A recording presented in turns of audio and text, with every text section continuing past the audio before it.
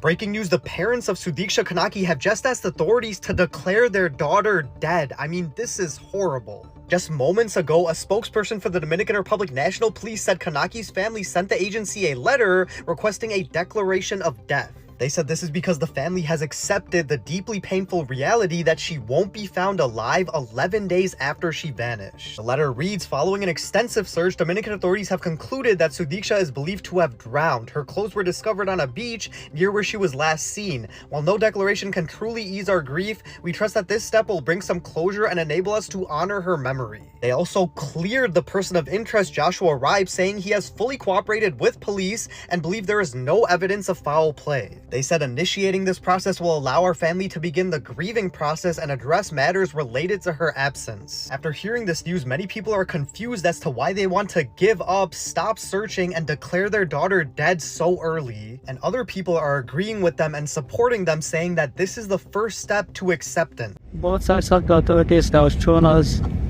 how high the ocean waves were at the time of incident. And both sides of the authorities also clarified that the person of interest is not suspect from the theory.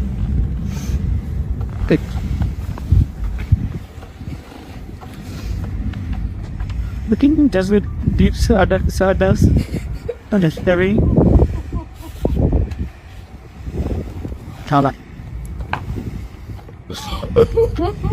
In the theory, we heard that they're coming to the terms with the stats that our daughter has drowned. Who has encountered the pain difficult for us to process. We kindly ask you to keep our daughter in your prayers. Let's talk about it. What I'm about to say is not my personal opinion. It's what the traditional South Asian parent would look and consider. A, she consumed alcohol as a woman. B, she was obviously dressed in a certain manner that's okay in westernized societies, but in the traditional South Asian sense, no. And C, she was obviously engaged in romantic affairs with somebody of the opposite gender premarital. Three things that a traditional South Asian parent would not be okay with, and might have to do with the reasoning behind why Sudiksha's parents have wanted her to be announced. I'm not saying this is the sole reason. Obviously, they want to have some sort of closure, and this might be their way of getting a closure, but this is a consideration that maybe we should talk about. So let's talk about it. He also testified that Kanaki's parents hugged him before they left and came back to Loudoun County. He says they thanked him for trying to save their daughter. Kanaki's family reiterating their faith in the investigation, saying they want to begin the grieving process. Did Sudiksha Kanaki's parents declare her deceased because of their culture and to avoid further public scrutiny, or did they do it in order to accept reality and move on? Her parents released a statement saying both sides of the authorities have shown us how high the ocean waves were at the time of the incident, and both sides of the authorities have clarified the person of interest was not a suspect from the beginning. They said it is with deep sadness and a heavy heart that we are coming to terms with the fact that our daughter has drowned. This is incredibly difficult for us to process. And this is after they sent in this letter and request for legal declaration of death, saying that this will help their family begin the grieving process and address matters related to her absence. Many people disagree with their decision, saying they only did this to save their family's reputation and avoid being judged. And other people are supporting them, saying anyone of this culture would have done the exact same thing. Just yesterday, Joshua Riibe had a court appearance where they ruled that he is not a suspect and he has been fully cooperative, and the judge ruled that he is allowed to leave, but it is unclear whether or not he has been given back his passports. The judge said that the full details of his ruling will be given at a hearing in 10 days on March 28th, but it's unclear whether or not he's going to have to stay in the Dominican Republic until that day. This right here, Joshua Riibe being free to leave, really messed up. The judge ruled that he's free to go, that they should release his passport. But what's suspicious to me is that $50,000 was being sent into his account from his parents. The Dominican Republic is very corrupt. They failed Sudiksha Kanaki. They're very corrupt. They don't have the manpower or the intelligence for this case. And I feel, and this is my opinion, and it may not be true, but I feel as if they accepted some sort of bribe to make this guy go free.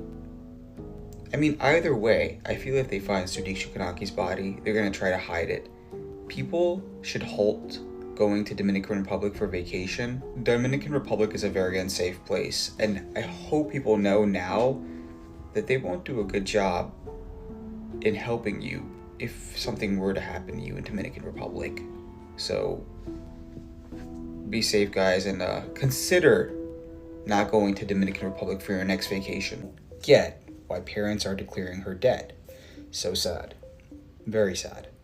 Her parents they want her declared dead. That's one. They want the videos going around of her going to the bar, getting drunk, wobbling back with some dude off the internet, not on social media outlets. They want it gone. And they want authorities to stop interrogating Joshua Riibe and believe his story. And let me tell you why. Indian parents, when they send their children to America for schooling, for education, they expect their children to carry themselves a certain way and get the education. That's it. They didn't expect her to probably go to the bar and the club and do all this that she was doing. And they're probably embarrassed by it. It probably ruined their reputation. And Indian people have such strong traditions and customs that they intend for their children to follow. And in their eyes, she didn't probably follow it for them. And now they would just want the videos off. Because they have family members probably calling them, saying, what was she doing at the bar or the club, blah, blah, blah, blah, blah. And that's probably what it is. As sad as it may seem, this is what they want. I'm no longer going to be posting on this specific story. There's no point, right? I mean, if her own parents want it settled, then that's what it is. If and only if Joshua Riibe, I'm not saying he's guilty. He was suspicious. If he was guilty, he's gonna get the walkway free, 100%. And they're probably never gonna find Sudiksha Kanaki or her body. And I hope they do. I hope some light comes to this eventually down the line. But as of right now, this is what they want. And while it seems to us people that it's a bit excessive, I think we should look at it from their point of view as parents, and we should respect their traditions and customs. At first, I totally disregarded this comment here. A psychic from Trinidad said her body is located in the mangrove not too far from, and the message cuts off. I'm assuming they said not too far from where she was swimming. I first disregarded this message because I was like, I'm not spiritual, nor do I believe in psychics or none of that heebie-jeebie kind of stuff. But desperate times call for desperate measures, and the Dominican Republic authorities are not doing such a good job in searching for this girl, Sudiksha Kanaki. This isn't the first comment that I'm getting that a psychic is saying her body's buried here or there. I mean, it's all starting to look like one big puzzle fitting together. And I'm not trying to give hope to her parents. God knows they're going through a tough time, and my prayers are with them. And if psychics are stating that Sudiksha Kanaki's body is buried here and there, then maybe the Dominican Republic authorities have enough time to go and check. I mean, hell, I just hit my elbow. And they are not doing a good job interrogating Joshua Riibe for all these hours. The boy's gonna get frustrated. I mean, I would too. Let's be real. Multiple interrogations with no answer. They must be really, really shit at interrogating people. Truly. Put him through a polygraph test. When it comes to the Sudiksha Kanaki case, put Joshua Riibe and all of these friends through a lie detector test. There are so many inconsistencies and so many things about this case and the stories that have been said that do not make sense. And I know that the people who have a strong intuition like me, we're all feeling the same way. The fact that this guy's story has changed 3 times is a huge red flag. Also, let's not forget that he had a girlfriend back home and he basically cheated on his girlfriend with Sudiksha, and he stated that he saved Sudiksha from a wave that took her. Then he pulled her back into the shore. Then he saw her walk off. And then after that, he passed out because he was drunk and doesn't remember anything else that happened. But how can you be at the beach for all those hours under the hot Dominican sun and not get sunburned? Also, where are your shoes? Where was the urgency in reporting her missing by all of these friends after they noticed that she didn't show up to an excursion that they had pre-booked? Why does your story keep changing, and why are you refusing to answer critical questions by pleading the fifth? Instead, you're giving us statements that have been curated and written by an attorney. Also, why is the media trying to make this grown man who is between 24 and 25 years old sound like if he's a child? They're calling him young and a high school wrestler. He is a grown man. I just have so many questions. And yes, I understand innocent until proven guilty. However, there is certainly information that is missing or someone is lying by omission. I don't know if I'm the only one who feels this way, but this case really reminds me of the Natalie Holloway case. If you haven't heard of that case, look it up. It is very interesting. That people are not supposed to come on those resorts.